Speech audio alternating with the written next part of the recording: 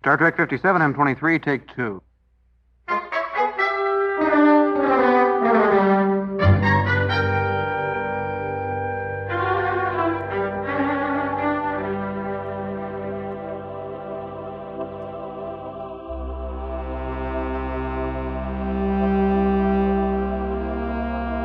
It's the It's Got Star Trek podcast.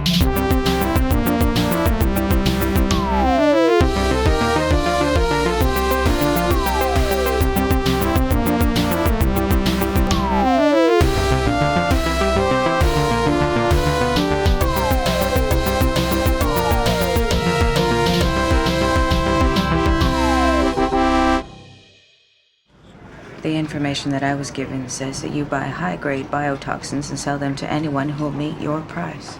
If all of the ministry's reports about me were true, I could easily shapeshift and slip out of these restraints or sprout wings and fly to my ship.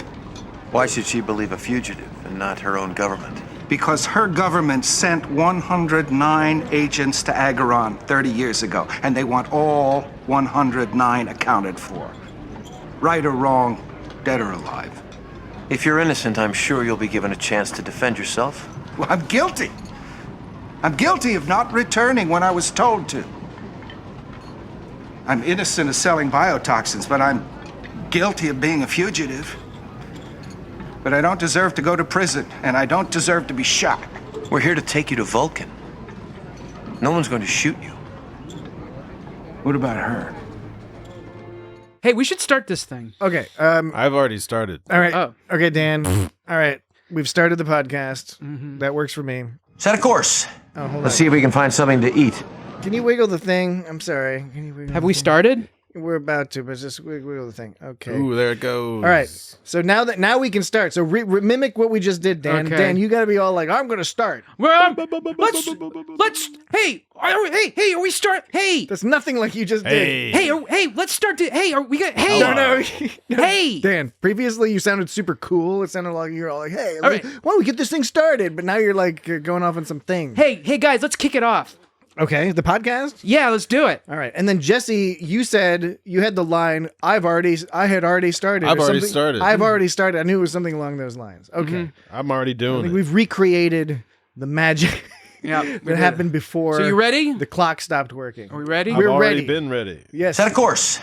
Let's see if we can find something to eat. I've already set a course and had my food. Hey, that's the second time we've heard that. Yeah, I know. I don't know if it's the second time But the audience has heard that. oh no, we Oh, don't know yet. It snap. depends on how Patrick edits it. Probably not, though. Probably that'll be the first time. That's my guess. Oh. What are we doing here? We're doing the It's Got Star Trek podcast. The It's Got Star Trek podcast. We do that every week. We've been doing it every week for a long time. It's episode 231. Most weeks. Wow. anyway. Episode 231. Wait, why are you? Oh, you're talking about our pack. I thought you were talking about 231 episode of Enterprise. I was like, what? That's not right. No, that's crazy. I don't know No, if they had that many. Isn't that 231 episodes of nothing in Star Trek? No. Nothing. That means there is of something. No. Something. No.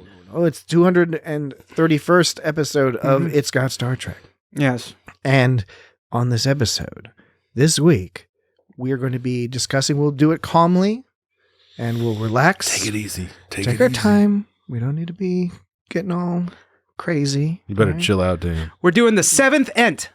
Okay, we're dancing. Seventh Ent. Getting ahead of things. We're Seventh Ent. Okay, it's Enterprise. Yes, it's ENT. Enterprise. We're discussing Star Trek. The seventh Enterprise. Ent. It's okay.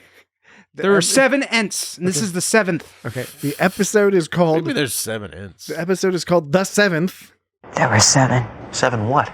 The Seventh. We'll get to Ents. what that's all There about. were in just a 7 second. Ents, Archer. Captain. Do you know which 7 episode? what? Do you There know were wh- 7 Ents, Captain. Do you know what episode of the season this was?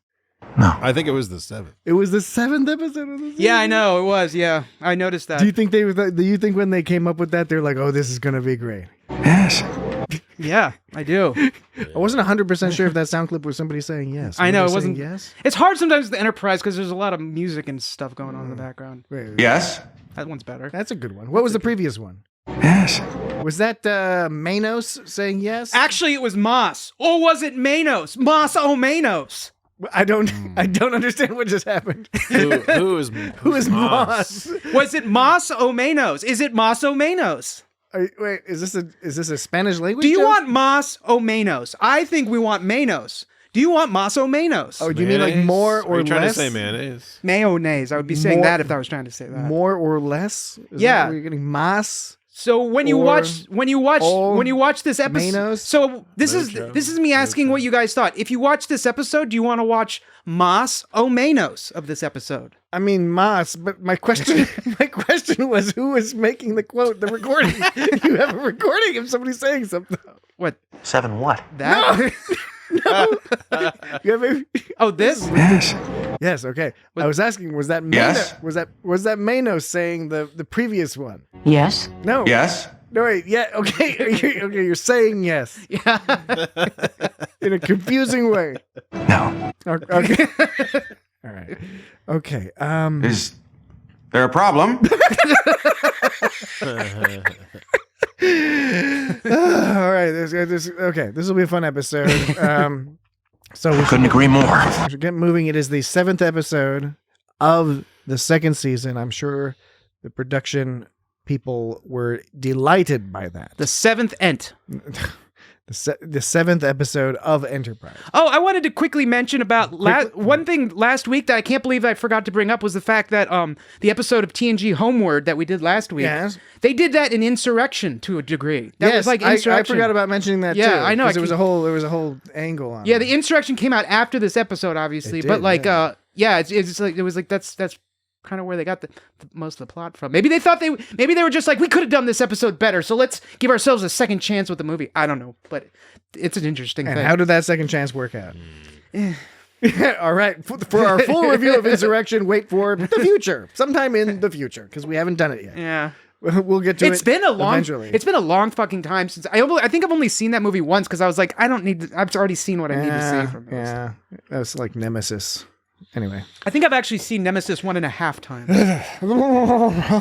Makes me shudder. Okay. TNG movies another We don't time. know that. But we do have one email. Speaking of last week's episode, Homeward. Oh, yeah. We have one email from our old friend Steven Schwartzoff, Set a course. who is in Olomouc, Czech Republic. And he says, "Dear gentlemen, first watching Homeward years ago, I kept thinking how similar it seemed, at least aesthetically, to the 1988 New Zealand film The Navigator, A Medieval Odyssey.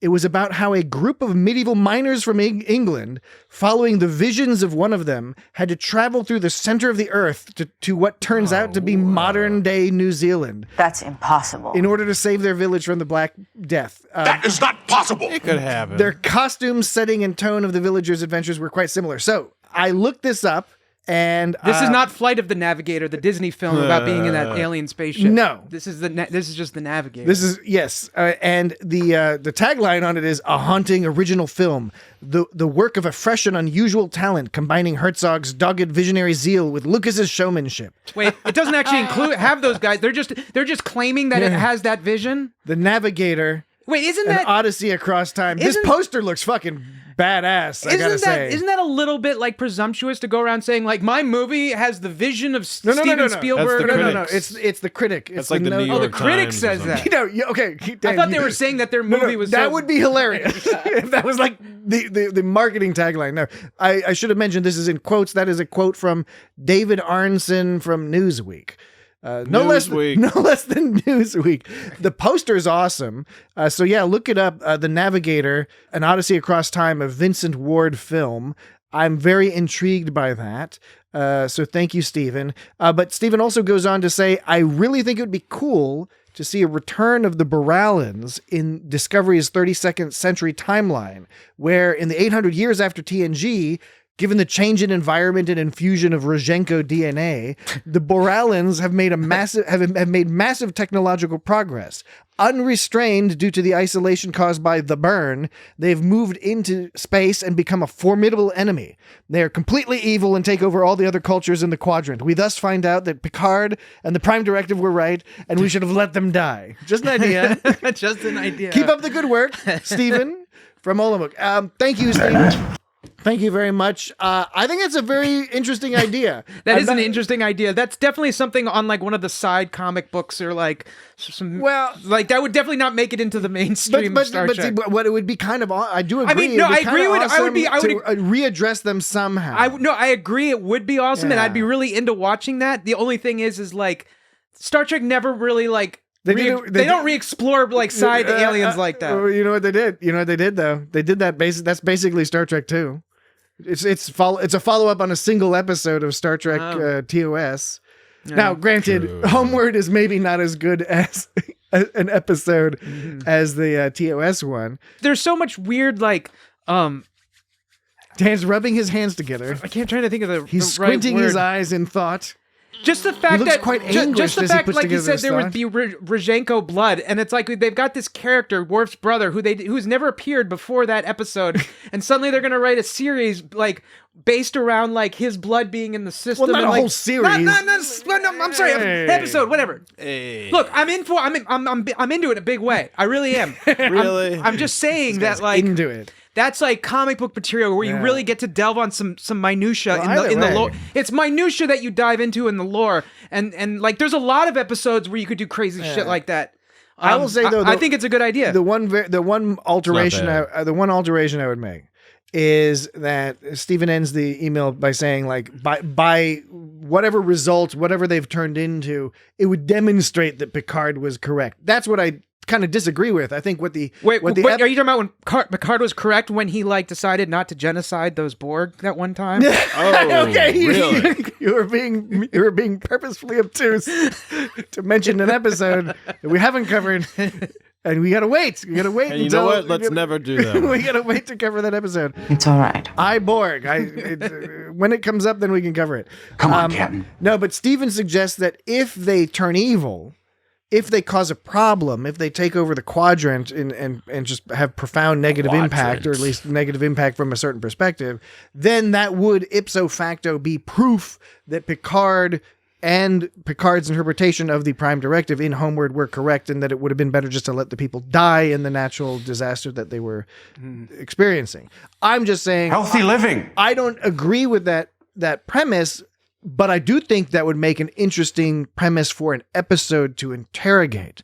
The idea is like, does this mean the Prime Direct, the Picard was right or wrong, et cetera. So that would be my variation on the theme played by our friend Steven. No, I thought you were going to play a sound effect. I couldn't agree more. I like that you had that, but you were reluctant to play it because you're like, nah, but maybe now's not the perfect time. I don't want to agree that much. Don't take me literally here. That's the problem with playing these sounds is you have to like give it some freedom. You can't take everything super literally. Okay, well, let's get moving. So thanks again, Stephen. We'll get moving. Thanks for being so enlightening. To this week's discussion. But first, of course, just the obligatory mention of our Patreon page at patreon.com/itsgotstartrek. It's what I had been trained to do. We've got we're building out the content there. We're adding more stuff every week and even in between the weeks. And there's free stuff and free previews and all that stuff. Yes. So go check it out. You can even sign up for free and just to keep abreast of what's being posted up there and check out the previews as they come I'm out. afraid it's confidential. No, it is not confidential. In fact, we encourage people to investigate this, Dan. Headache, nausea, diarrhea. I can't think of anywhere where that would fit into the episode, but like I had to like record that. Yeah. Headache, nausea, diarrhea. How come he's just bringing that up at dinner? Like, Yeah, that happened Because earlier. fucking Vlogs is hilarious. Okay. Very Vulcan. Last thing before we dive deeply into our discussion is See, that's why I was hesitant before to play the sound because I was afraid I was going to play something that was like that was a non sequitur. But I shouldn't be worried about that too much because even if it's a non sequitur, you can still get some enjoyment from the sound. yeah. No, Absolutely. Sorry, it just derailed the whole thing. No, it's okay. It's fine. You can. I mean, you're the man when it comes to these things. You're the man. dude. You're the dude. You're the dude. You just do your thing. The last thing I wanted to say was, if you would like to write us an email or send us a voicemail or whatever, You can send us pictures, whatever you want to send us. Send us more pics, please. Feedback. You write to feedback. Something funny up here, sir. Feedback at itsgotstartrek.com. That's feedback at itsgotstartrek.com. Feedback, not feedback. Feedback. Oh, shit. And if you'd like to record an up to 90-second voicemail message, you can go to itsgotstartrek.com/record. And I'll be sure to tell him. play it on the show and react to it and all manner of funny stuff. Audience interaction. It's all the rage these days. You know, this whole like a little back and forth, a little of this, a little of that. With the audience, they love that shit. Toast. Okay. Toast. That signals the beginning of our chill, relaxed discussion. So You what? better cool it, man. Of the seventh, which I'm The seventh ent. Seventh ent. The seventh. There were 7 ents, and that's the seventh. You know, one problem with this title that they did Is something wrong? There was a problem with this title that I bet you they did not foresee when they made this episode in 2002. Actually, when they wrote it, You're telling me lies. it was even earlier. You're a liar. No, I'm not lying. It came out. I think it was November 6th, 2002 is when it aired. It was produced probably not too much longer before that. I think one thing they hadn't considered when they picked this episode title, as clever as it is, as evocative as it is, especially at the beginning of the episode when T'Pol is all talking about like, oh, there were six other people. Mm-hmm. You're like, well, but the episode's called the seventh. There were 6 other people. What they had not predicted I killed him. was the minor inconvenience that person viewing this episode, this television program in 2024, the minor inconvenience some of us might encounter when, in an attempt to view the program, we go to the search bar and we click on the microphone icon and we speak into our device and say, I don't do that. the seventh, and the search results come up only things that are the number 7 th. The number 7 th, right. as opposed to seventh spelled out. Right, and then you know what happens if you say and then you click the icon again and you say the seventh spelled out. Mm-hmm. The results are just even more stupid. Yeah. they're just even less useful. So because they spelled it out, but the audio recognition always wants to make it to the numeral 7. Yeah, well, Seventh. that's like I have some Hugh lights and 2 of my scene names. One has the Hugh, word. you mean like that episode of Star Trek TNG, No, the Iborg episode with Hugh? No, you know what You I'm mean talking Hue about. lights? You know we're not talking about that. You mean the LED Hue lights? Yes, They're all yes. like green and blinky. Yeah, like a Borg, green and like blinky. a Borg. Right? Yeah, They got like the red laser. yeah, that one. Are you trying to give me some of my own Did medicine you here? like that was pretty cool, wasn't it? Iborg. Yeah, that was quite an episode. Okay, go for it, Dan. my Hue lights. I have 2 scenes. One has the word plus in it, and one has the word minus. And depending on which scene I say, for one of the scenes it wants to spell out the word plus, and for the other scene it wants to use the minus sign instead. And to clarify, these scenes that you're talking about, Dan, are in the Hue LED smart light right. So ecosystem. you say like different colors. So you say like super cool room plus, and like it turns one on of the lights is red, one of them's blue, the other one's black. So I have a super cool room plus and a super cool room minus, and for one of them it wants to keep spelling plus, and the other one it keeps wanting to use the minus symbol, and it's gotten to the point where I've somehow tricked it into thinking it's spelled out. So what it does is it first displays it with the minus symbol, and then it replaces it with like the spelled out one. I don't know. You have to trick your Google to like voice recognition like somehow, because if you get it wrong the first time around, you can't untrain it or some shit. Here's the funny thing. And so what I ended up doing is I ended up creating 4 scenes. 2 of them, one of them was spelled plus spelled out, and one was with the plus sign. The other one was with minus spelled out, and the other one was with the minus sign. Because there have been times where there's been times it's chosen one over the other. So this way it doesn't matter which one it says. So I've had to use that's called a workaround, because you shouldn't have to do that. Hey Jesse, did you hear that? This guy He figured out a workaround. I figured out the workaround. I thought you were about to start singing a song like a parody on that's that. called a workaround. You know that song, the mess around. Yeah, you're right. No, I was singing like instead of the mess around, you do the workaround. that's what I was doing. I was like, you gotta do the workaround with your Hue lights. You gotta do the workaround. Yes. Well, good. I'm glad we got that out there in the open. We don't know that. You're a natural storyteller. Oh man, you just made fun of me. Do you have Captain Archer offering to Paul toast? Toast? That's all I have. It's one of my favorite parts of the whole episode. Did you miss the part where I did this? Toast, toast, toast, toast. Oh, whoops. I played the sound of it bouncing the ball twice in a row. Right. I didn't mean to do that. Yeah, don't you remember when I did Toast, this? toast, toast, toast, toast. Okay. You weren't listening. How did you hear that but not hear it? Like, all of these questions are valid, and even pointing them out is valid. But you know the answer. The answer is you're asking a rhetorical question because clearly I didn't remember that. My brain is Swiss cheese. Okay. My brain is Swiss cheese. All I have is Star Trek. That's Well, I all that's in remember the hearing brain. it, but I didn't know what he was saying. Yeah. I just know it Toast. as a sound. I think it's my favorite part of the whole episode. I think you registered it as a sound that was playing, like you heard it like going like, Toast. like you heard it bleeping around, and you Yeah. heard the fact that was like silly, but you didn't actually absorb what was I being think that's said. exactly what Yeah. happened. Yeah. You need to turn. You said it, Dan. You need to open your receptors. Is You what you need to tricked do. us. All your I'm- receptors are I'm closed. doing it right now. You gotta, maybe the next break. You gotta- can help me open my receptors. You got output, but you need a little bit. Turn up the input a little more. Turn up the input a little more. turn up the gain. I don't know about that. How about the ALL? Yeah, no, 'Cause yeah. there's like Gain, and then there's AL. These are brands of laundry detergent. AOL Instant Messenger. Mama gets it out with ALL. Mama gets it out with Okay. him. Yeah, she goes. He goes. ALL. He goes. Good morning, and she's like, Captain, and he goes, toast, and she says, no, thank you. Yeah, it's my favorite part of the whole episode. Yeah, it was my pretty- favorite part of the whole episode is I don't just think him. she eats toast. It's just him saying toast. So that. Toast, toast, toast, Yeah, just toast. that I love. And then Um, to Paul, just saying like no, I don't want any toast. It was so good. I don't know. Was it? She says like no. Oh wait, it's. Wait a second. It's this one. No, thank you. Yeah, Yeah. no, thank you. No, thank No, you. thank you. He goes. Hold on, I gotta make sure I got them Okay, all lined all up right, here. All right, here we go. It's the episode start. That's That's the theme song. That's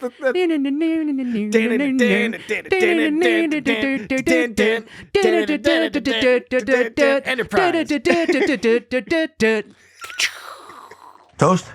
No, thank you. Very well. Yes, I love that they're sort of recorded at like sort of different amplitudes. Yeah. No, thank you. Toast. No, thank you. Yeah, that one's a lot more like Wow. you hear a lot more shit background. Yeah. It's a good start. I know we promised we were not as calm as we promised, and not as relaxed as we promised at the time. We don't know that. We're not, but it's a good start. We're at the toast It's part. it's all right. It's right at the beginning of the episode where he's all says toast. he was very emphatic about that. Well, don't worry, Trip. We'll get to you. Yeah. We'll get to you, Trip. Where would I stay? Okay, so we talked about toast. The next thing in my notes. Talked about toast. Next thing you know, that's going to be one of the AI titles in the transcript. It's going to be like all about toast or something like that. Toast talking. Toast talking. toast talking with Patrick. Why don't you do a podcast about toast? You know, we could. I'm really good at fucking toast. That might have to just be a solo. What do you mean you're good at toast? I really That doesn't even make any sense. No, Really it good at doesn't. toast, guys. really I'm good at fucking toast too, man. I'm really fucking good at toast. love- Jesse is good at I toast. love playing toast. I know. Here's how I know I'm good at toast. We had some kids over, and I don't even know what that means. we had some kids over spend the night, and then one of them, Jamie was offering them food, and then one of the kids was like, "Can Patrick do the toast?"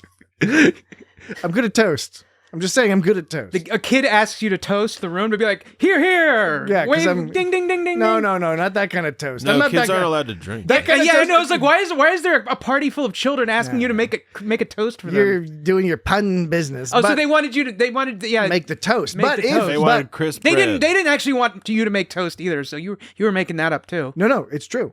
No. I'm really good at making toast. If this is your idea of humor, All right, we'll do a podcast. We'll make some toast, and then you can try it out. Jesse, Raspberry jam. we can all make some various types of toast. There's just Different toast. types of There's not breads. different types of toast. There's just toast. Yeah, but there's let's say a buttered and salted toast. There's different types of butter, different types of toast, different toasting lengths. Oh, now you're talking about toppings. No. Just Yeah, you do different toppings. to me, a toast you got to at least have butter on it, but you can then have some other stuff. No, if you just want toast, that's fine too. I'll make that better Let me than get most back people to you.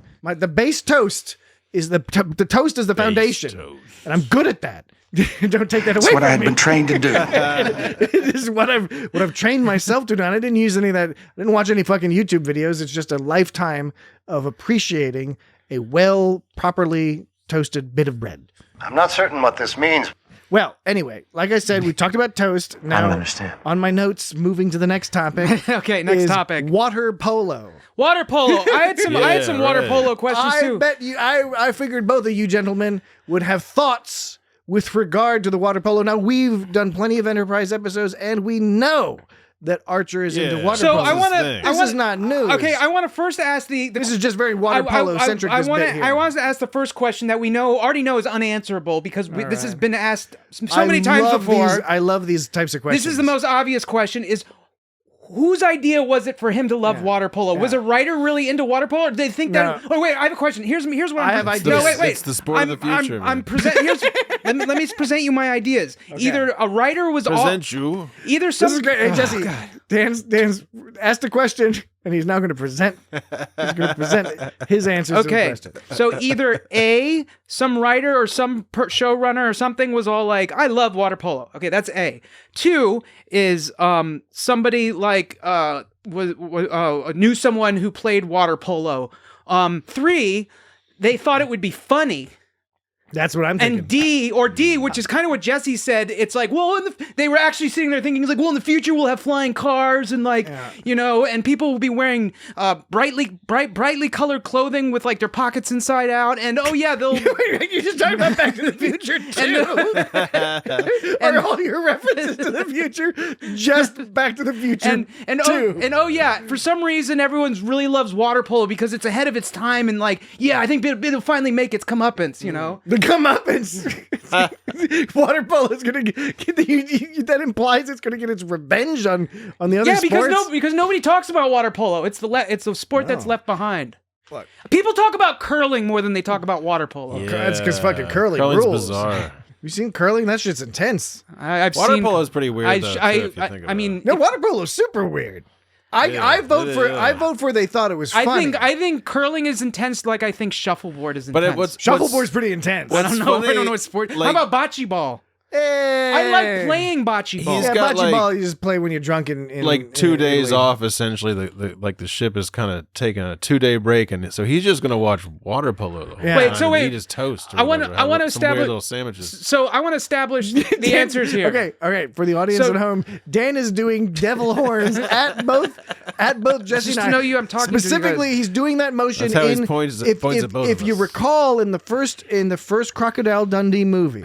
When Crocodile Dundee hypnotizes a water buffalo that is blocking the road, he does that that devil horns thing. That's what Dan was just doing to Jesse and I. So if Jesse and I suddenly pass out, he's putting the whammy on us, man. It's Dan. Dan did it. So Jesse, you think they did it because it was like water polo? It's the way of the future, basically. And then Patrick, you think it's just a joke they're playing? Yeah. I mean, I would say it's a joke too. I mean, it's just it's funny. It's just like, why water polo?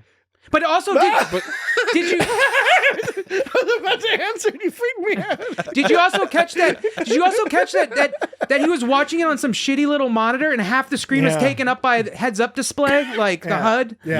And not only was it monitors on the Enterprise. Not only was the monitor small, but you couldn't see the game because it was all these big numbers all over the side. Well, Enterprise started. They dressed this set before flat screen TVs were common. I know, but it's still hard. But it's still hard to believe they didn't at least have something as big as a television to watch, like a standard. In the year 2000, we had I know you were going to do that. We in the year 2000 we had large TVs, and there's something they could have done something more convincing than a tiny little computer monitor. I don't disagree, but of course, the whole aesthetic is the whole submarine. And why aesthetic. why was there so much heads-up display? Because it looked all. Was that supposed to be like this? Looks like Star Trek because it's got all these on-screen displays and it's futuristic. Is that what they're going for? I think so. Yeah. I don't understand. My evidence for them picking water polo because they thought it was silly. And by the way, I preface this by noting I in no way mean to denigrate the sport of water polo. No, you gotta be crazy athletic to play fucking water polo. Because you gotta stand in the water. Where's your you gotta throw that fucking ball. You ain't standing, bro. You gotta swim around those a little pools bit. Are like it's deep water. Those are like 30 feet deep or some shit. You gotta tread water for a little bit and splash around. You gotta toss a ball around. You have to be able to tread water like anyone can stand. Yeah, like the guy with the Ferrari and the mustache. You have to be able to tread water as easily as you or I could just stand on our feet. And can you tread water as easily as you stand on your feet? I'm willing to bet none of us can. I mean, I can walk on the water. Okay, Jesse's a Jesus figure. Set a course. He's always been the Jesus figure of the podcast, as we know. Healthy living. Water polo, I think, wouldn't say is that. super cool. It absolutely not meant to denigrate it. However, we do see multiple times in this episode and other episodes, but I think it's more cute here. It's more cute. It's so cute. For cute. Where when it's not Archer, For cute. when other people are talking about water polo in this episode, they're like, they're all like, what the fuck is up with this shit? Hologram? They're like, this guy really watches this shit all day? They're like, is the captain crazy? Yeah, well, it was funny when They think it's silly, when Trip Tucker III was like taking advantage of like the captain's perks. He was all getting into captain's perks. He was all getting into watching water polo. Do you think he was? Now I'm wondering. Do you think? I think he was doing it as a good. Wait. Let me. All right, nice and relaxed. Nice and relaxed. Stop talking. Do you think Tucker was into watching water polo because he had suddenly found a newfound appreciation for it now that he's like going through Archer's like shit? Or do you think he's just pretending to be Archer? He's just killing time, I think. You think he's trying to like embody Archer and be like, this is what it feels like to be the captain? You know? Do you think he's like? Do you think he's trying to like live as Archer would do? He's living vicariously through Archer, or do you think he actually? I think he was bored. Or do you think he was grew an just doing appreciation? Because there's something to watch. There's things to watch other than water polo. No, neither of those things. It was just that's all that Archer's programmed the display. That's all. It showed. That's bullshit. You can totally put in some kind of he reprogrammed it. Star Trek tape. Those wooden block It will tapes. only play replays of water polo. Tucker matches. wanted to watch like You're a liar. Specifically college water polo. You're telling me lies. Archer's really into college water polo, college level water polo. Okay, break time. It's time to take a break, and when we return, we will continue this very relaxed, very calm discussion of Take it easy now. Take it easy. the 7th. We'll be right back. See you in the morning.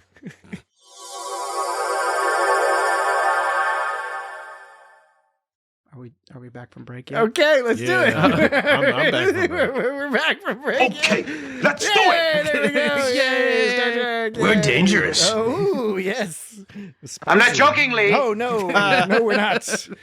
No. Not joking at all. Lee. So what's the deal with this Archer? What's the deal Gary Mitchell. with Archer? Wait, okay, what were you going to say? I didn't mean to. I said stop talking. Okay, all right. What's the deal? What's the deal with this Archer guy being all like bratty towards T'Pol because she wouldn't like fill him in on her secret come mission, on, and then Dan. Come on.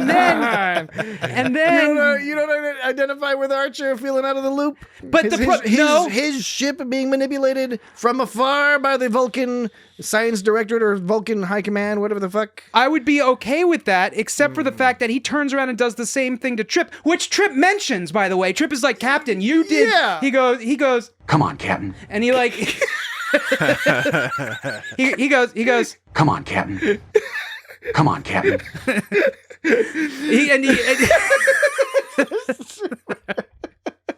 Okay, all right. So he turns around and does the same thing to fucking because Archer. He's a hypocrite. He's nothing new. Because now that's he's very human. Now that he's in on the secret, he's like, oh no, it's super secret. God, I can't tell you. Oh, No, it's too important for you. It's too important for you to know. No. I think that's an unfair characterization of one Mr. Captain Jonathan Archer, because while he does do the same thing that T'Pol, the same thing as he does he does do the same thing. do the same thing.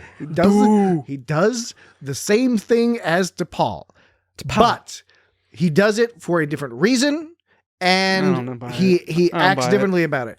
T'Pol has been ordered not to tell him. She's like, look, But she tells him anyway.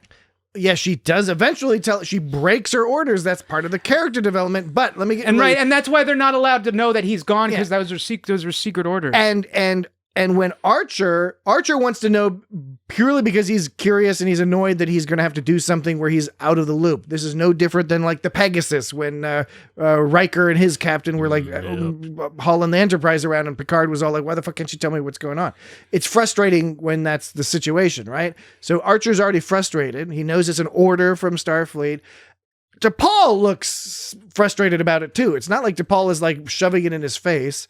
Archer is being a little bit bratty. Once he finds out, he's like, oh shit, I get it. It's a classic, oh shit, I get it. And then now he has to do the same thing to Trip, except when he does it to Trip, he's more sheepish about it. He's not like gloating. He's not like you were. I don't know. I don't know what accent you were doing, but whatever you were doing. I don't know. Trip, you're so stupid. I win. No. I think that Archer was sheepish and felt bad that he couldn't let his friend Trip in on the knowledge. I think he was annoyed. He would have preferred to let Trip in. It's not like he was gloating that he had secret knowledge that Trip doesn't. I think the only reason Trip pointed out the fact that Archer was doing that was to let the audience know that it wasn't bad writing. Because if they didn't bring it up, I would see it as an inconsistency that Archer would be hypocritical like that. So what the writers did is they pointed it out. By pointing it out, they thus... You mean the writers Rick Berman and Brennan Braga? Who I think did a very good job in this episode. They don't...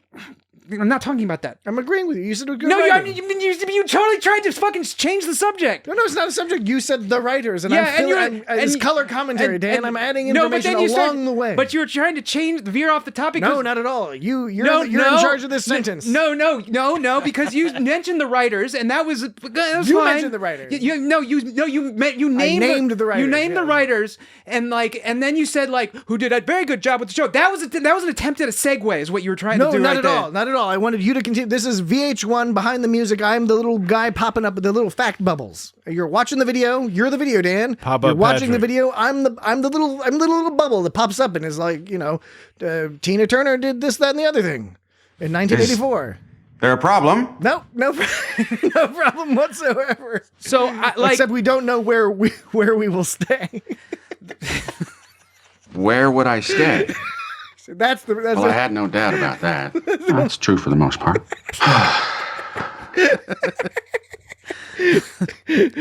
Okay, please continue your point.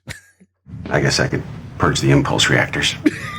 That's a masturbation joke. Oh shit! If you ask me, right? With and he was talking like polishing the rails or something. I could polish all the handles and rails in engineering. That's obviously a masturbation joke. That might even be a hand job joke, not just masturbation. Purge the impulse reactors. What I was saying was that it was hypocritical of Archer to be all on T'Pol's side before, to be all pissy towards T'Pol, and then when he's on her side, then he's being a hypocrite. Then he's being a hypocrite to Trip Tucker III. And what I'm saying is, if the reason the writers had T3 bring it up and be like, Captain, you did the same thing with T'Pol. The reason they brought that up is because if they didn't bring that up, it could look like bad writing because we could see, they don't realize that they just made a hypocritical scenario right there. And then there's another part in the episode that kind of does that too. Later in the episode, Archer goes, she's talking about shooting an innocent person or whatever. Archer's like, what if he was innocent? Then it wouldn't have mattered whether he intended to use that weapon or not. That's what T'Pol says. Isn't that what she says? Is that what she says? Here's your point, motherfucker. Wait a second. What are you trying to say? No, this is T'Pol. Hey, Jesse, we should start a side podcast. Like, what's this guy trying to say? T'Pol, then later in T'Pol goes, he's waving his finger. This is a separate scenario that also was the writers pointed something out that if they hadn't pointed it out, I would think that it was just unintentional. And T'Pol goes, when the first call came in about this new mission, maybe that's why I wanted you with me. What if Jocelyn wasn't a smuggler? What if he was innocent? Then it wouldn't have mattered whether he intended to use that weapon or not. So she's saying if he was innocent, because Archer was like, T'Pol, it's okay that you shot him because he was going for you first. And she was like, well, it wouldn't have mattered if he was innocent. And then Archer says, that doesn't make sense. Yeah. And it doesn't make sense. That line makes no sense. Why could she possibly say, and this whole thing of T'Pol getting emotional, I wasn't really buying a lot of that. It was weird, but the fact that she's saying shit well, if he was innocent, it wouldn't have mattered if he shot first or not. It's of course it matters. If someone's shooting at you, the only thing you can do is shoot back at them or get out of the way, I guess. So he was saying what you said just doesn't make sense. And if he had not said that, that would have been left the viewer being what the fuck does that mean? That doesn't mean anything. So the writers pointed it out. And thus, by pointing it out, they are saying no, we know what we're saying. It's an unaddressed. And it doesn't we make know sense. what we're saying. And then you could say it was just maybe what I think is they read back the script 3 or 4 times, and on the final run through, they were like, oh shit! They were like, this doesn't make any sense. Oh fuck! This part, this Brandon Braga. Rick Berman's all like, hey Brandon, Brandon, hey Brandon, this part, check this out. It just doesn't make any sense. What are we gonna do? We'll have the character. Okay. Sound it out. We'll have the character we'll recognize. Is that the word? We'll have the character address. We'll have the character address this line that doesn't make sense. That way, we'll make people think we meant to write it like that. Yeah. They were covering up their mistakes. I don't know about that. I think it's largely a fairly little tin hat. I think it's a fairly well written episode. However, there is this, we haven't even gotten to Manos and the whole thing yet. But this episode loses I killed him. It loses a little bit of coherence when it becomes unclear at the end exactly what the message of the episode is, because it kind of seems like the episode, if we're taking Archer as the character who has the correct moral interpretation of the events, Archer's lesson is, you should always follow orders. Yeah, you're given orders. It doesn't matter. And you shouldn't feel guilty about anything, even if your government is fucking up and using you as a tool to commit atrocities. Don't worry about it. And part of the reason why it's undermined is because of this whole, is Manos a criminal or not? That they did do a good job of keeping you on your toes. Flatten my forehead. Through the episode. But the problem is by having him be a criminal in the end, it kind of justifies Archer's position somewhat. And it's an oogie position to have in a Star Trek episode. Honestly, It's very early 2000s. It is very early 2000s United States culture. I thought he was pretty convincing as when he was claiming he was innocent. I thought it was pretty convincing. It didn't feel forced to me. I was like, oh, this guy sounds like he really believes he's innocent. Davison. Which is why it is kind of weird that. I don't know. I kind of wished he was innocent, and they've written something more around that, because that's more interesting than just oh, it's all good. He was bad all along. Don't worry about anything. Because they have this other plot line where it's all about the Vulcan high command doing enforced memory extractions, right? Which seem to be something. Have you heard of the Falara? The Falara. The fallopian tube. Yes, the fallopian tube. It's an obsolete ritual. So the episode seems to be critiquing it. The way it's filmed, the way T'Pol sort of reacts to that information is that this is a critique of that idea of really a real violation by a government. And you think it's supposed to go hand in hand with the government being viewed as overreaching in this other plot line where they're chasing down these people who have decided to integrate with the communities that they live in. Now, again, but the end of the episode is oh, no, he was a criminal, a terrible criminal doing all these terrible things, so don't have sympathy for him. But the whole episode, we're do we have sympathy? Do we not? And T'Pol's whole angst is centered around her guilt at potentially having killed an innocent person. See, it's confusing. I don't know about okay. Now, I guess you could say, why I wasn't convinced about the whole, T'Pol freaking out as much as she did. I wasn't quite sure why she was freaking out so much. Now, I guess you could say it's because all of her memories came flooding back and it was overwhelming. But she even admitted that at the time she was unsettled or whatever. I was unsettled. So she admitted at the time. You've proven that with an audio clip. We did. And so.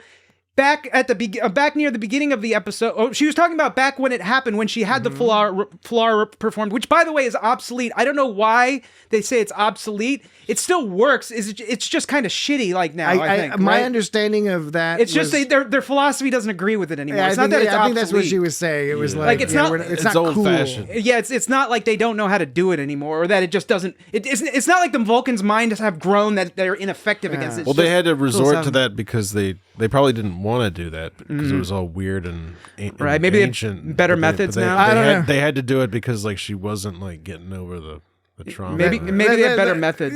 That crusty old Vulcan looked like he wanted to do it. I don't know. He was looking really old. I don't like the crusty old Vulcan. Do you think they put Enterprise has a few crusty old? Do you think Vulcans. they put old makeup on that dude, or was that guy really? That guy looked old. No, that was just an upsetting old man. Oh man, just a very upsetting old man. They have them in was Hollywood. Unsettled. They keep them on retainer in Hollywood for just this purpose. So upsetting the people watching television programs. So what the fuck is this? She wasn't skin's flaking off off the fucking screen. You could say she was freaking out because like all her memories are coming back and it's overwhelming, but she already admitted that back then when it happened, she was emotional back then. So why was she so emotional? Now you could say, I guess, do you think in the time between Enterprise and TOS, Vulcans have gotten better at stuffing their memories down their throats? Do you think they're like, like how long do you think it takes Vulcan? No. Like because 5,000. Remember in the episode All Our Yesterdays, they were talking about 5,000 years ago. Yeah. They were talking about how Vulcans were different, and what McCoy specifically said to Spock, he goes,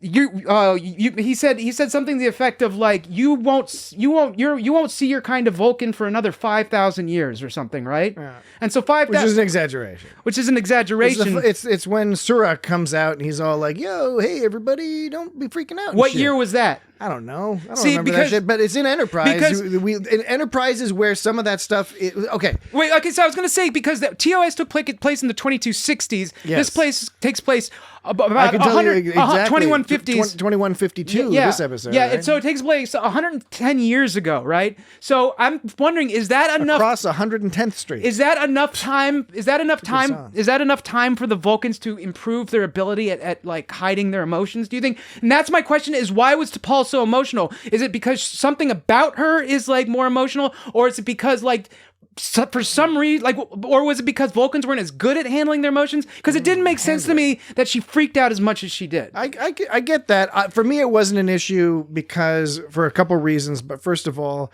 the standard point always that Vulcans, the claims about their own culture are often exaggerated, and because we see so many examples that counter the purported stability of their repression of emotions and all that other stuff. This happens a lot, basically. Yeah, like that type of thing happens. Like one time, Archer was like, "You never found him," and she goes, "Only once on Risa. They thought they were invulnerable," and he was all like, "They?" She's like, I mean, he. Yeah. Vulcans don't lie. So right, they don't lie. Well, because her memory's been fucked up with, and of course they do lie too. In that case, do you think she just remembered it wrong, or do you think she was trying to hide it? I thought she was trying to hide it. Maybe, but I didn't see it that way. And so what I was saying is she was lying. Look, I think that, again, some of it is because of this episode's a little cumbersome. As interesting and entertaining as it is, this is a highly rated episode. I think it's a very interesting and enjoyable episode that has some, especially because it has some very good character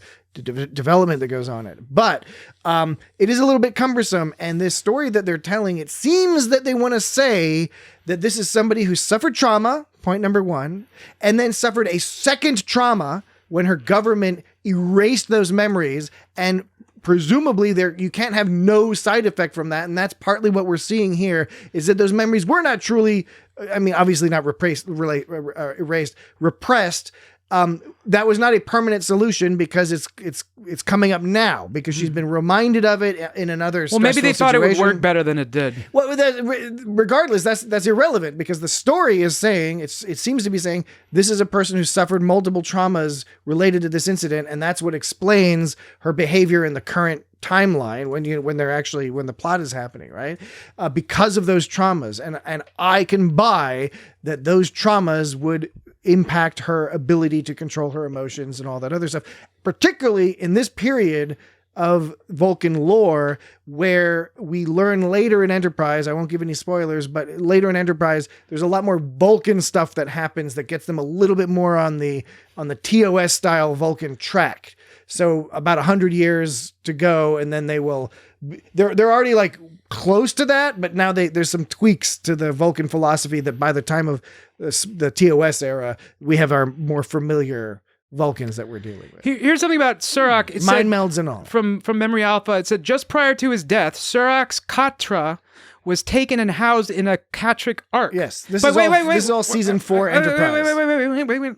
This Ark was discovered in 2137 by Sira. Now, 2137, that doesn't say when he dies. That's when his Ark was discovered, was in 2137. So he lived before, way before Enterprise. Yes, Surak lived way before Enterprise. So Vulcan should have already had their emotionless shit down. No, they do. This is the exact point I'm getting at. The pre-Surak Vulcans were like Romulans, like murdering each other left and right. You know, like a lot of other cultures.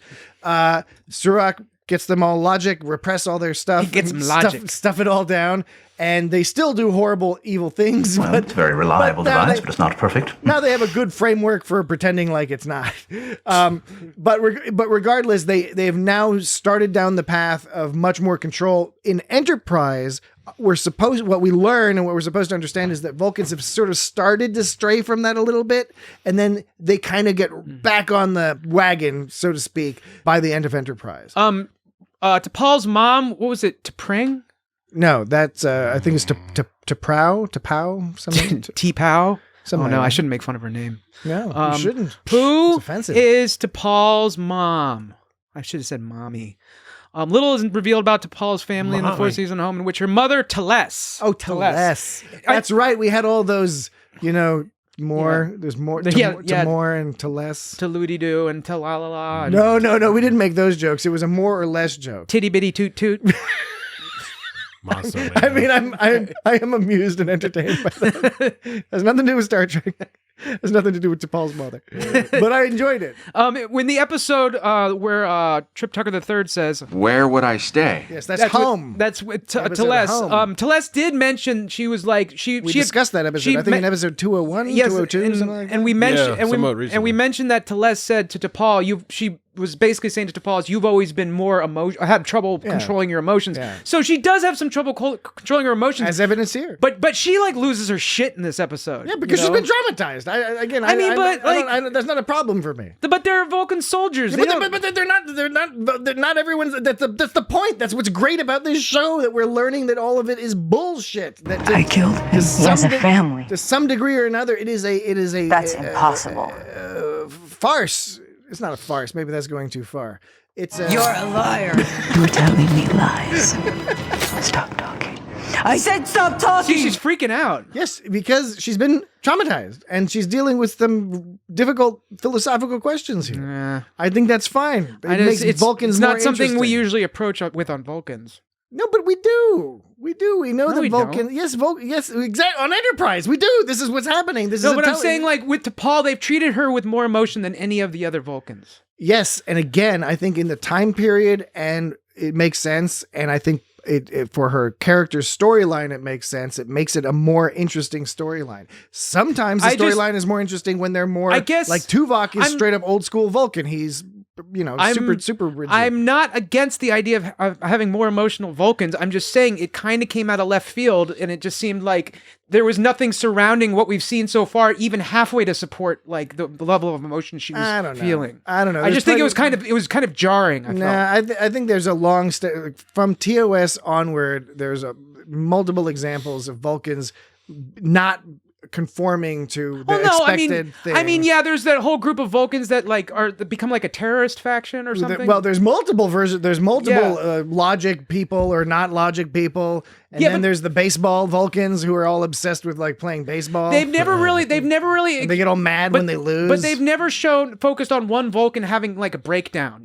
The Vulcans don't generally have breakdowns. Spock she was having a breakdown. Spock had a breakdown on TOS because of a virus where he was having trouble. But it was a virus. It was because of virus. All right, dude. I think I'm providing lots of examples. No, because many convenient arguments against all these examples. No, but because that's because I'm right. I'm not. Their arguments aren't convenient. They're convenient because I'm right. I mean, they're not convenient. They're true because I'm right, not because they're not. About when Spock? They're not true because they're convenient. Valeris's thoughts in Star Trek 6. They're not true. She was crying. There's not true because it's convenient. There's not true because it's convenient. It's true because I'm right, or right because it's true. I'm right. It's not true because it's right because you say so. It's not true because it's convenient. I'm right because it's true.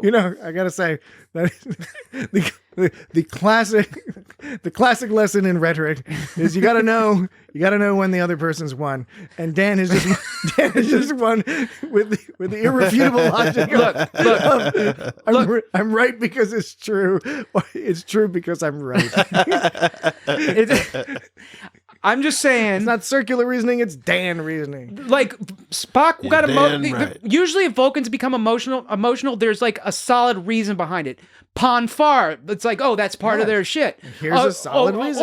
Or they're a terrorist faction. Oh, it's just a bunch of renegade Vulcans. T'Pol has been reminded of terrible trauma. But no, because I don't think that's as convincing as the other reason. If you're sick, sure, all bets are off. If it's some different sect of Vulcan, sure, you have like, what's it called? Echo chamber shit that goes on, increasing each other's shit. But this is just a matter of a Vulcan not being able to handle normal emotions that Vulcans are supposed to be able to resist. Vulcans are trained to resist these very situations. I'm just, the difference between me and you is you're buying into the Vulcan propaganda more than I am. No, I'm not buying into Vulcan propaganda. No. Slurping up that green soup shit. I'm saying that I don't think they've presented enough side, like, evidence for like such a situation. Jesse, this guy's trying to get invited to one of them Vulcan spas that are so expensive. Those expensive Vulcan spas. I'm not saying it's impossible. It's like on some desert planet. Nothing to eat. At minimum, I'm not saying it's impossible. I'm just saying that to me it was jarring and the reasoning was not as believable as some of the other reasonings to me. Fair point.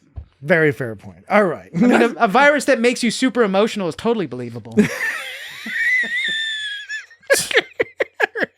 Okay, next on the list.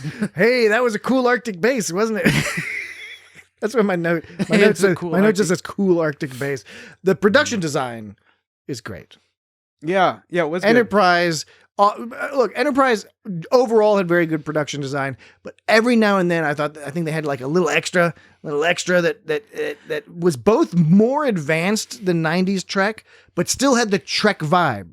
Like when they're rooting around in Manos's ship, or T'Pol is, and she's opening up those canisters and finding those spent warp casings or whatever. The music. I'll just play this. This is when they were breaking through. It's all scary music. It's like X-Files.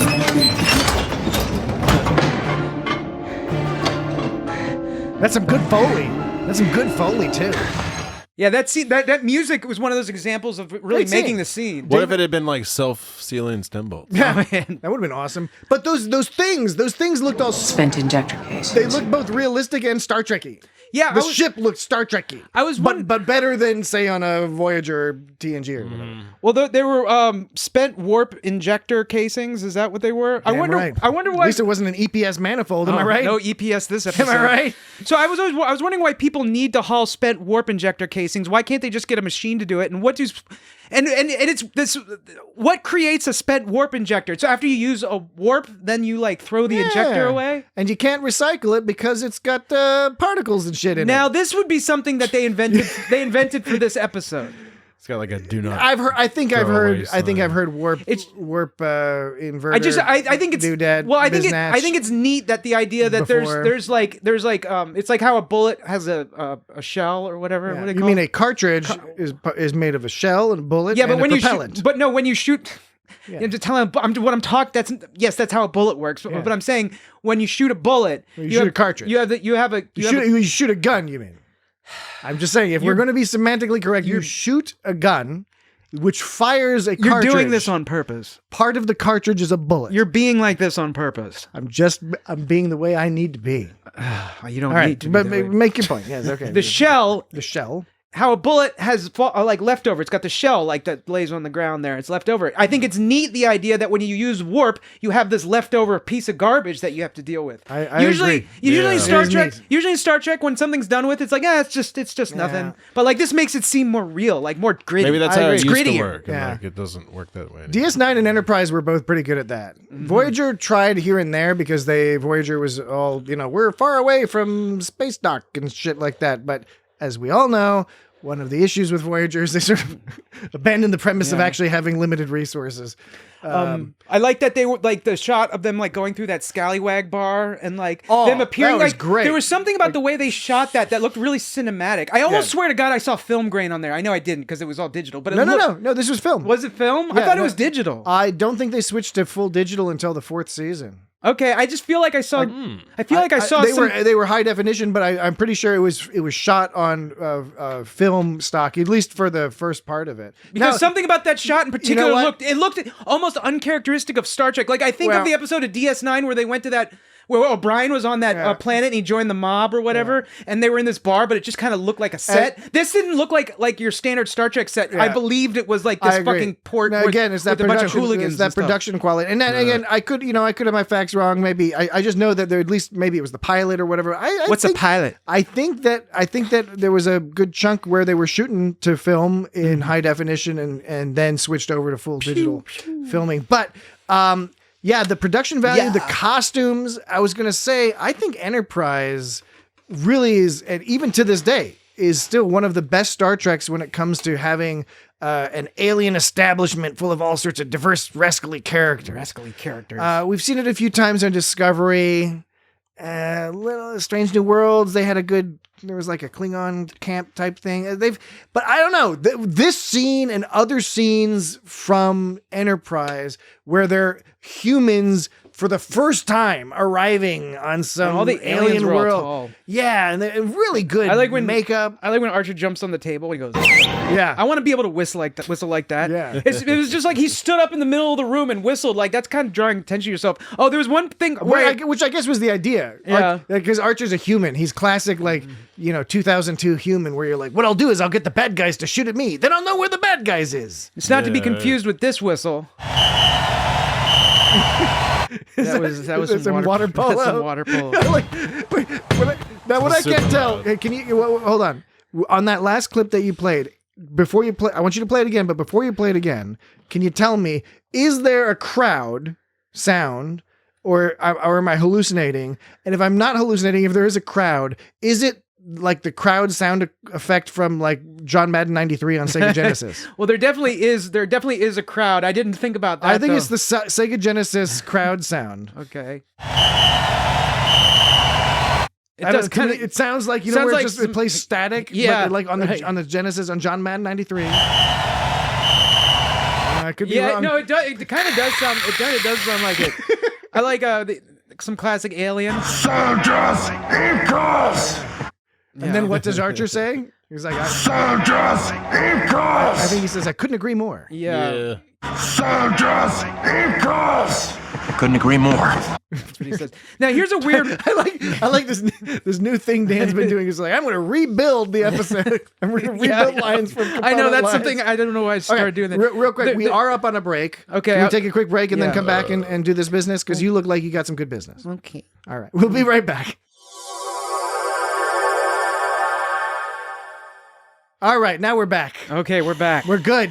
We're good. We're good. You're good. You in the bar. You're good. You're good. All right. In the back. Dan relaxed in the bar.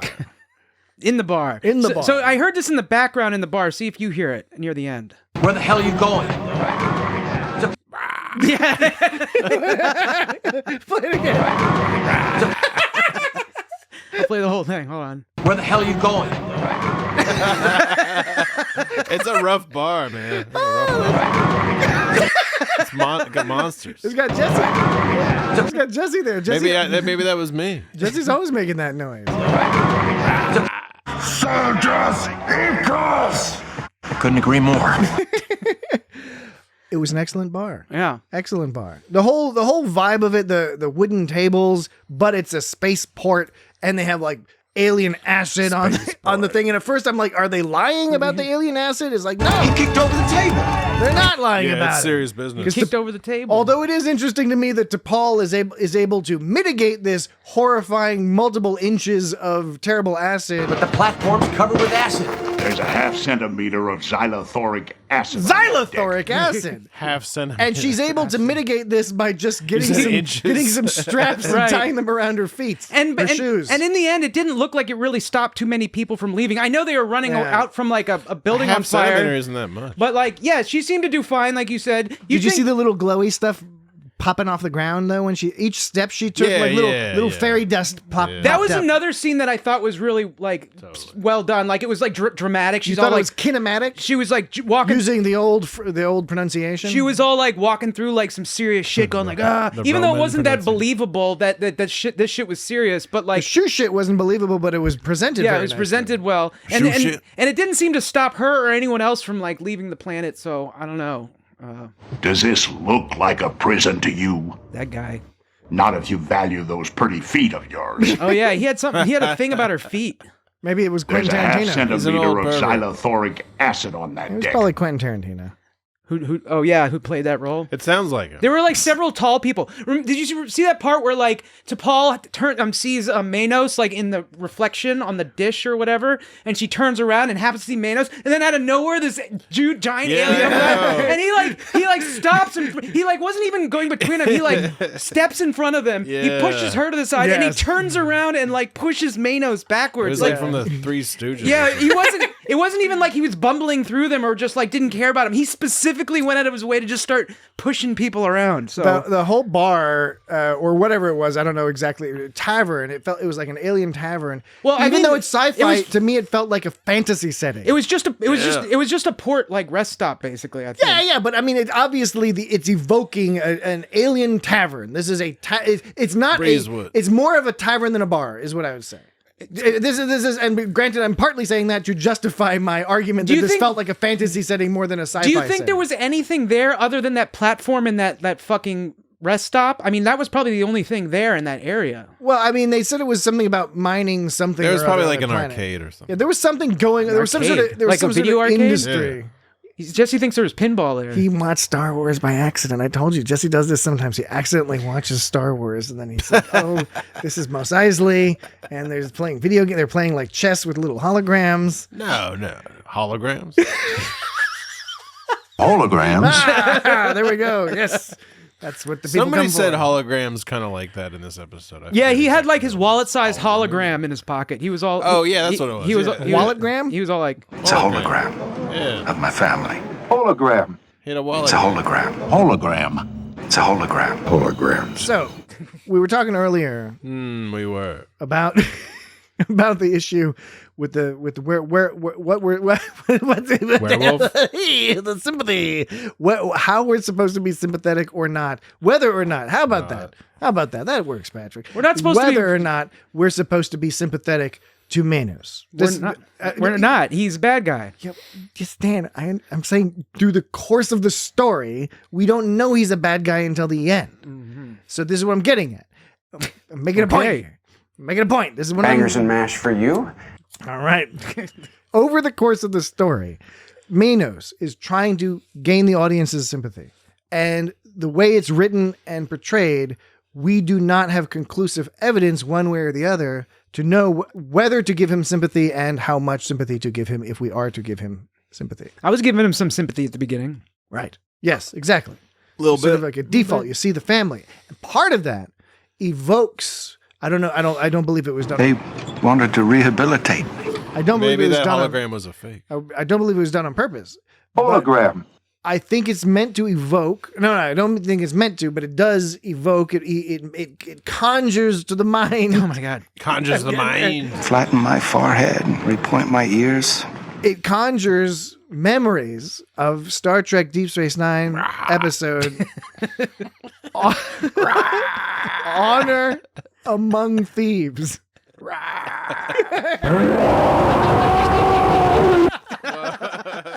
Oh, no. What's that? That's that game you guys are always talking about. Secret Star. Secret Star. All right. That game is fucked. Nicely done. Honor Among Thieves. We talked about it, I believe, in episode. I believe it was episode 158 of the It's Kind of Star Trek podcast. We talked about Honor Among Thieves. Honor Among Thieves is one of my favorite episodes of Deep Space Nine. And in it, I'm not going to spoil it, but long story short, it goes into the underworld. It goes into the Orion Syndicate, and there is a there's a character named Bilby. Bilby Baggins, greatest little hobbit in the world, or something like that. Bilby Baggins. Bilby Baggins. Cal beats Stanford 7-3. Stanford. So Bilby is a character who it's always known, the audience knows the entire time that he is a criminal. I killed him. They know he's a criminal, and yet you gain sympathy for the character, and that's part of the purpose of that story.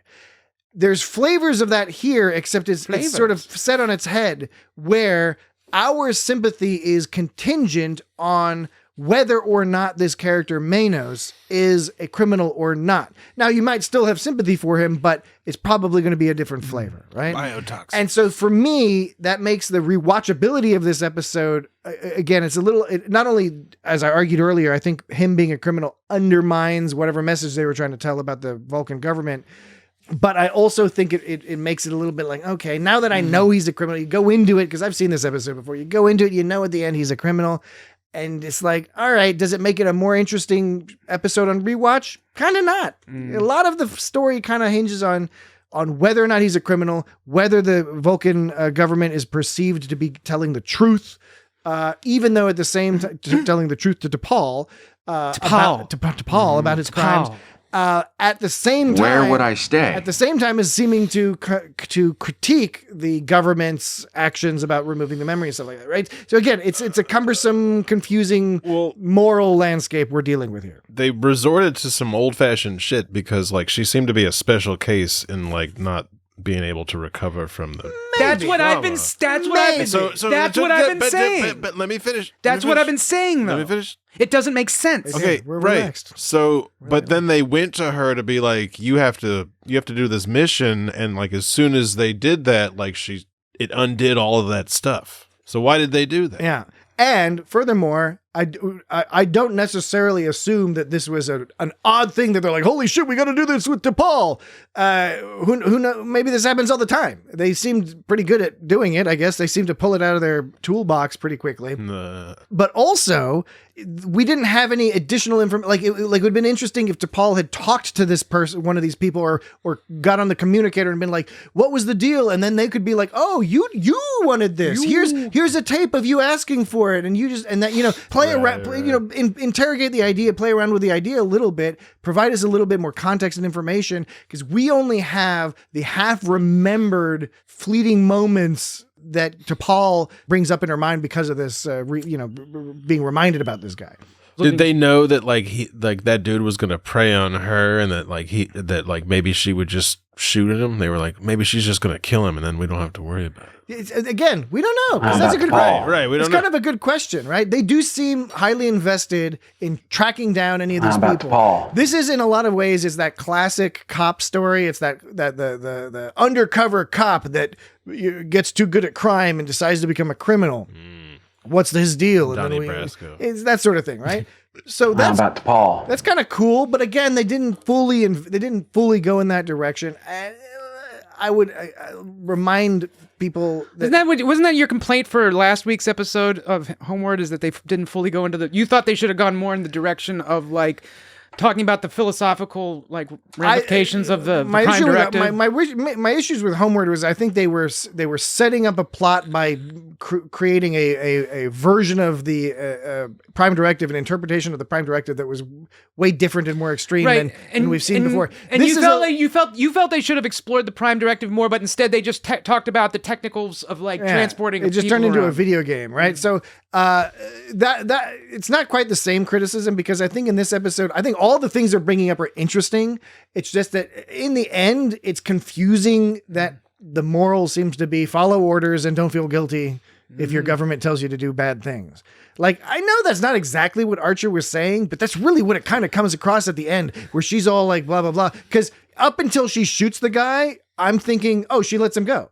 The moral of the story, she's going to let him go again, and she's going to, and it's going to be her choice, and she's going to have chosen this for better or worse. Yeah. Even though he's a criminal, she's going to choose not to make this person endure a similar, some sort of similar rehabilitation, some sort of mind brainwashing. But that's not what happened. She shoots him and puts him under arrest. By the way, I thought he was being a little bit too casual about like strolling away. Like he was it was all the acid was burning through his feet. Yeah, right. He was going to his brain. Like I know he thought that T'Pol wasn't going to shoot him or whatever, but like he was still like I'd still put a move on there.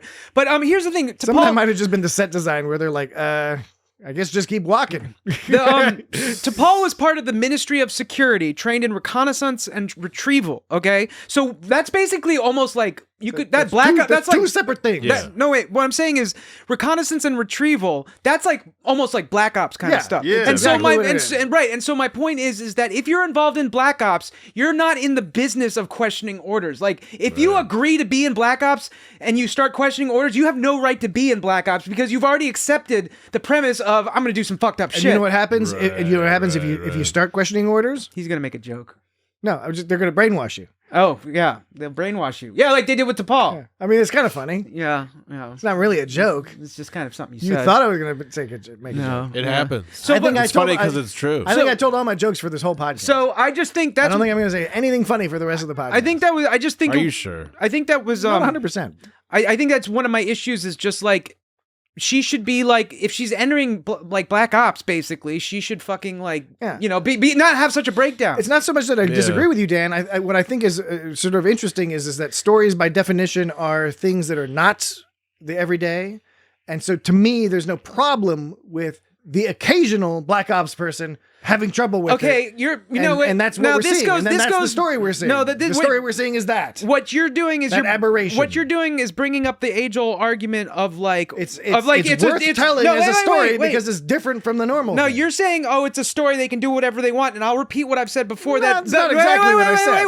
Let me finish what I'm saying. What I said. What I'm saying is I'm going to bring up the old art thing that I've said before, that all of us have said before. Like there have to be rules. All right, and there's got to be rules. There's got to be rules. I agree. There's got to be rules to a story, and you can't simply just throw in a curveball and call that good story writing because it's unexpected. You have to make it believable based on a set of rules. I believe it. I just to me it's a spectrum. I agree with you. Yes, I do it's a agree. spectrum. I guess we have different thresholds. The good, the bad. We have different thresholds. Of course, it's a spectrum. There are tons of episodes of Star Trek that are brilliant, that are great, but still have some silly aspect to them because sometimes fundamentally you have to come up with some crazy shit in order to tell an interesting story. I mean, a good example is the whole story with the warp speed limit thing that sort of disappears. It's referenced a couple times, but basically that's an interesting story. They're telling it's an analogy to real world environmental concerns, but it's like if you interrogate it too much, it's a little silly. If what would be an interesting story? I apologize for using the word interrogate too often. During this episode. An interesting story is if one day Troy woke up and started murdering children. That would be an interesting story, but it's believable? No, it's not. So because those don't follow the rules of how Troy works. Well, you've provided particularly extreme example. But sometimes you need to provide an extreme example to get your point across. Obviously, it's a spectrum, and your threshold is at a different level than my threshold. I'm just saying. So you're saying that this is the worst episode you've ever seen? Yes, that's exactly what I'm saying. On the subject of Manos and pronunciation, I noticed that Patrick said... subject... Which no one has brought up before. Well, I noted it from something you said, Patrick. Okay. You started off by saying Minos, and then later on you said Manos. I was mimicking you because you said Manos. It sounded more interesting to me. It sounded more Greek. Well, you said both, and so, but there's a reason you said both. I think there's a reason you said both because they say both. Because check it out. Oh shit! Is that what you remember? What Manos wants you to remember? Manos. We've located Manos. I'll inform the Vulcan ship that Minos escaped. Minos escaped. And I'll inform the Vulcan ship. Play the middle one. There was like a couple extra. I'll inform the Vulcan ship that Minos Is that what you remember? What Manos wants you to remember? We've located Manos. Because she's like there's Manos. Manos. I'll inform the Vulcan ship that Minos escaped. Minos escaped. I'll inform the Vulcan ship that Minos escaped. Minos escaped. I'll inform the Vulcan ship that Minos escaped. Yeah. And then, but check it out. Here in the middle, so it sounds like she says Minos, but after playing this, Minos escaped. She says it says it another time. Manos. What do you think she said there, Minos or Manos? She said Manos. It sounded like Manos to me when I play her back to back when I play this. Sounds like Manos to me. To me, what do you think, Jesse? Okay. Well, I'm going to play them side by side just to show you, to me, this is what it sounds like. When I do this... Minos escaped. Manos. Then it sounds like Minos to me. But when I play this... Is that what you remember? What Manos wants you to remember? That's Manos. Manos. Now it sounds like she says Manos. Yeah. Here, just if you could be quiet for a second, I'll play it one more time. Okay. Just for 1 second. This sequence, it sounds like she's saying Minos. The next one, she's going to sound like Manos. This is Minos. Minos escaped. Manos. And now it sounds like Manos, the next one. Is that what you remember? What Manos wants you to remember? Manos. See, It's a little like it sounds that, yeah. different depending. Yeah. It's kind of like that color theory shit. With the blue and the blue and the gold dress. You know, blue and the gold you know dress. what in the color theory when you surround a color Sort of by relativity. when you surround a color by another color, and depending on what color you surround it by, it like makes that middle color look different. Do you have synesthesia, Dan? No, I'm just saying like it's the same principle in that the sound. It You got sounds. stinkesthesia. It sounds like she's saying different things depending on the sound I played prior to it. As you surround it with different smells. Jesse's got his own thing going on. I'll inform the Vulcan ship that Minos escaped. Minos escaped. I'll inform the Vulcan ship that Minos escaped. I know we skipped over it, but I liked the whole Trip being in charge for a little bit and like not enjoying it, but specifically that he thought he was going to enjoy it and it rapidly became a burden to him. What's he eating? Like he's eating like some pasta. He was eating some like something? it looked like he was eating penne pesto. That's what it looked like. I thought he had like a sandwich. It was like bow ties. He had some bow ties. Oh, I'm sorry. You're right. It was bow ties. That's what it was. Bow ties They were both bow ties. Bangers and mash for Reed. Denobulan sausage. Denobulan sausage for the doctor. For the doctor. Bangers and mash for you. Denobulan sausage for the doctor. The denobulan sausage was all sliced on like a bed of lettuce or something. It's funny in Enterprise, the food looks like somewhat normal in Enterprise. Yes. Like whereas later on they have these weird poofy color, looks like a bunch of things. fruit and shit. Yeah. Well, they got a regular old chef back there. What's coming up next? What's coming up the after chef that? is the important member of the crew. Well, Goes okay. So He's all, but soon he was all like, Let me get back to you. I'll get back to you. he's getting all frustrated. And by the end, he couldn't even eat his meal. His meal was ruined. Did you notice that? He tried to eat, and he was like, now it's all ruined. Because he realized the burden of responsibility. See, he wanted to just take advantage of the perks. But once he had Captain's mess. But Come on, Captain. all the water polo you could watch. So at first he just wanted to take advantage of the perks, but then he realized there's responsibility. He was willing to let his crew catch some deadly disease just because he didn't want to give Audience them... at home, that banging you hear is Dan jabbing the table with his finger. He was willing to like let the rest of the crew get a terrible sickness just because he didn't want to be the reason they got Headache, nausea, diarrhea. The running gag of him being like, "I'll get back to you," was just hilarious. It was hilarious, and partly because Connor Trinneer does such a brilliant job of he doesn't become immediately crestfallen. It's a step by step by step. His face just gets more and more frustrated. Aren't they going to have something that can treat the diarrhea and the other side effects? Good. That's when you bring in the snakes. You get the snakes for that, and then you bring in Then you bring in the badgers or the muskrat. Hey Dan, who was Ricky Tikki Tavi? Hey Dan. Ricky Tikki Tavi was a mongoose. Mongoose. So they bring a snake in for your diarrhea, then they bring in the mongoose for the snake. For the diarrhea. Dan, I know this was an off-air conversation, but we have spoken to you multiple times about the whole snake eating, the diarrhea eating snakes. It's a good idea. It's just not going to fly. But you just need to get a mongoose to eat the snakes afterward. Yes, that part's no problem, Dan. But the mongoose. The mongoose is not the problem. The problem is we know that happens. I can get you a mongoose by tomorrow. No, you need the mongoose. Go down to the National Zoo, get you a mongoose. It's the diarrhea eating snakes. Well, then the thing I don't think a mongoose is going to eat a diarrhea eating snake. No, the mongoose gets the snake, but the mongoose has to also retrieve the snake because the snake doesn't come out on its own after it's eaten diarrhea. Well, where is it? Well, where do you think? Oh, gross. Okay, all right. Let me get back to you. All right, yes, okay. It's all right. So Connor Trinneer is great. But to what you were saying, Patrick, about how he gets more and more crestfallen. His first, let me get back to you. Like he goes like this. Let me get back to you. And then at the end he goes, I'll get back to you. Yeah, you see he's getting more and more frustrated. More and more frustrated, and Trinneer does a great job of demonstrating that. And I really enjoyed. Like Phlox looked like he was enjoying giving this question to, and not only that, Phlox looked like he knew that Archer would be amused by Trip having to deal with the diarrhea. Well, it's a very reliable device, but it's not perfect. But they would subside in a day or two. Very nice. Headache, nausea, diarrhea.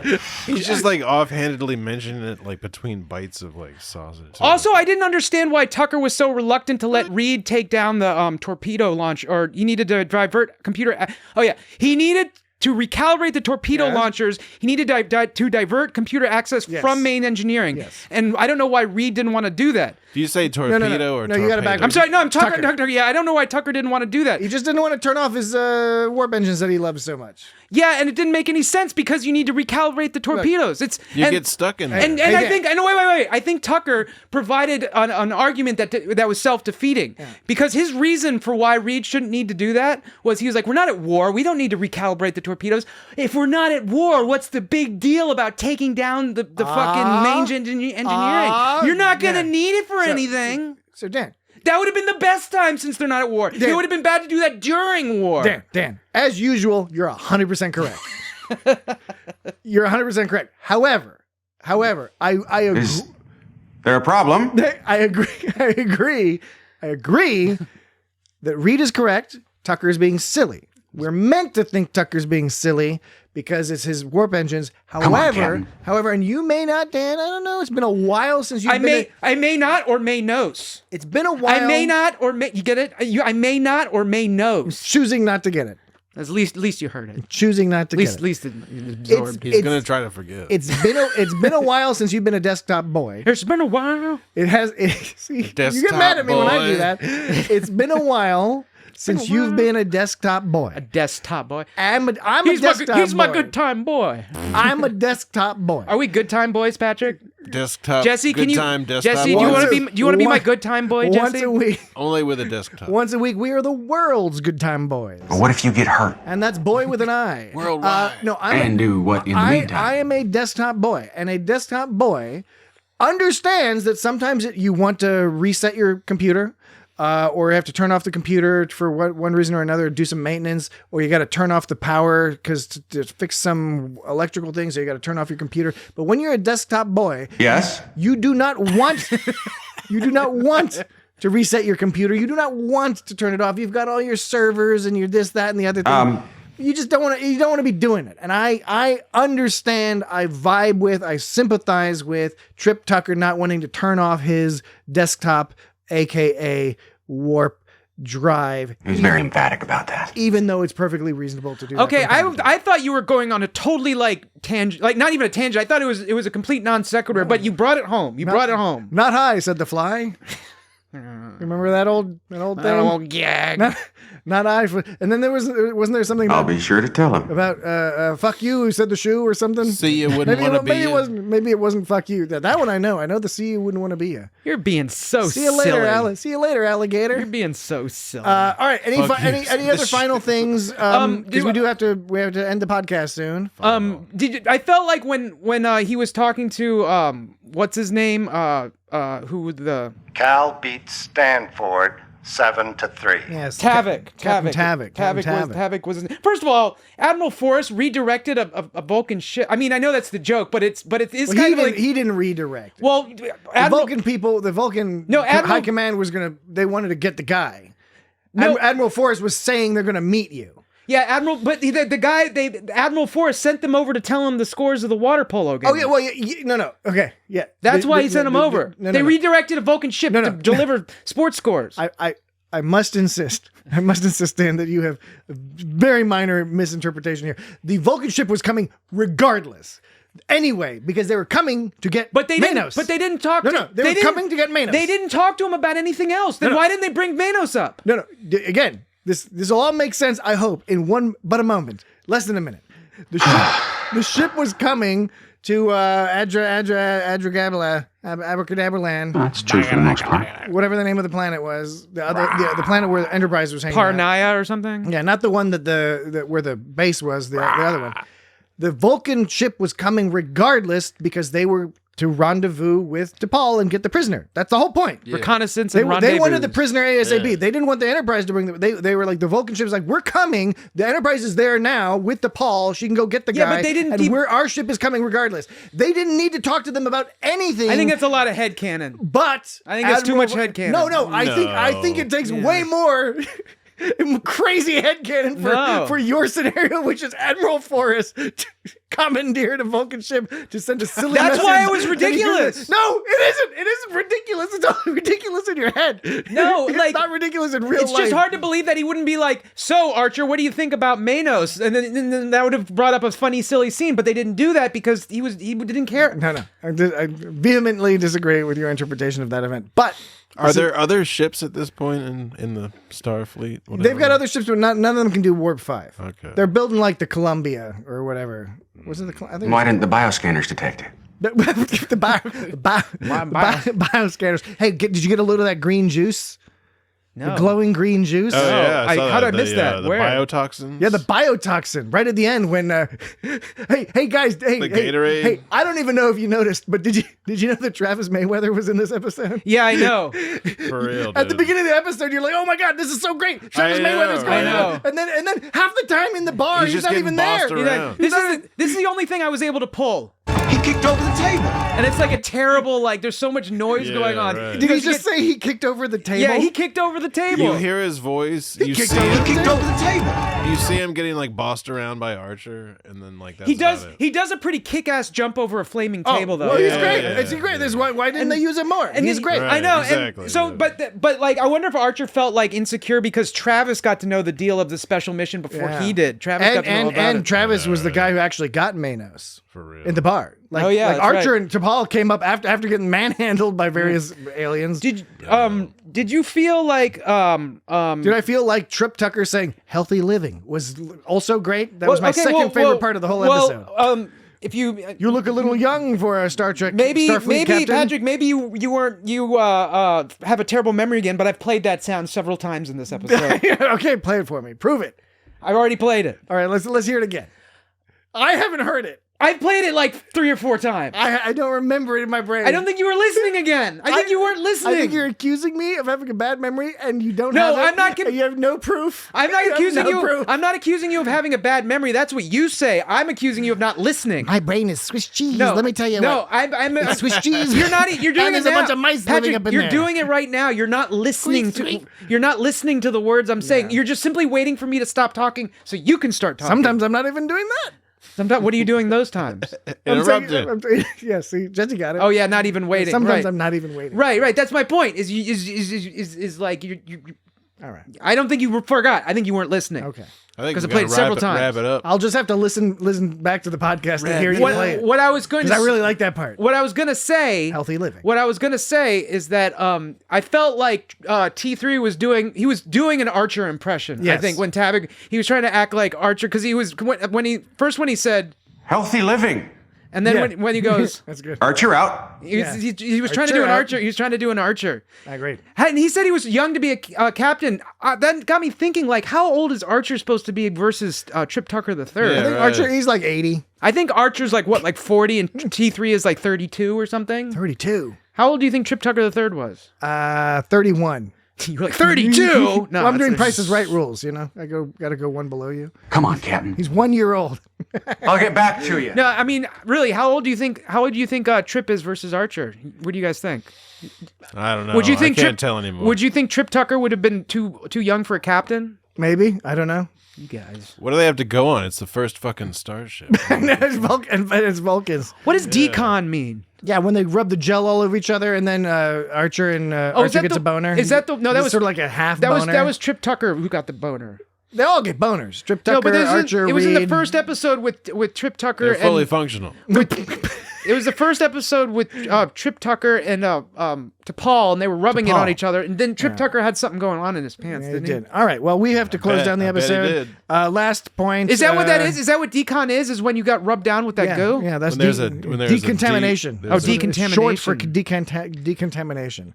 Manos, I hesitate to think what you might have thought it was short for, because we do have to close down the. I just want to mention that podcast. Manos had a slick purplish gun at the end. He did.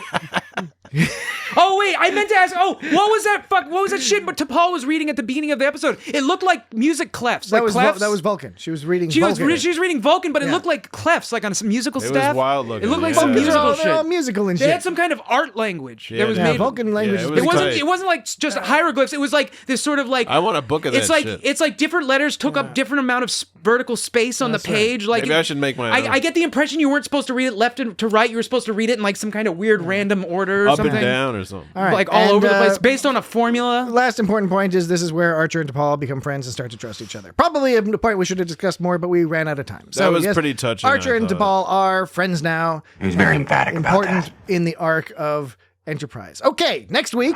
Next week, what will we discuss? We do not know yet because. Why don't you figure it out? Why do you want me to tell you things you can always send us already know? suggestions. If you want to send us suggestions, you can write us at feedback@itsgotstartrek.com, or you can send them to one of our social media feeds. You pick the episode. At It's Got Star Trek, Twitter, Dismissed. Mastodon, Blue Sky, all that business threads. We're Instagram. We're all over all that stuff. What happened? We're on Facebook. Hey, what happened? we're on Facebook. Oh, we're on YouTube. I want to play this one. Dan's gonna play this. The most ridiculous line in the whole episode. Most ridiculous. We don't do quickly and quietly very well, but we are good at arithmetic. Seems there's 3 of us and only 1 of you.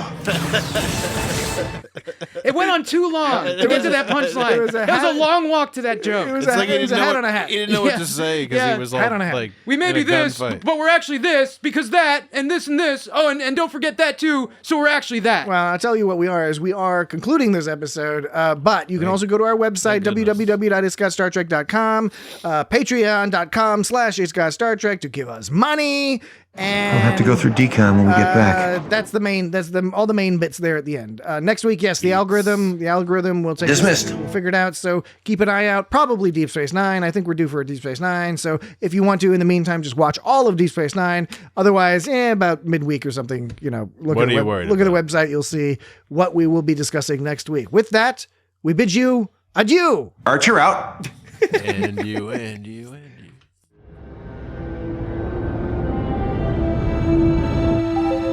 Come in. Gentlemen, come in. Glad you could join me. Water polo? Very exciting sport. You should learn more about it.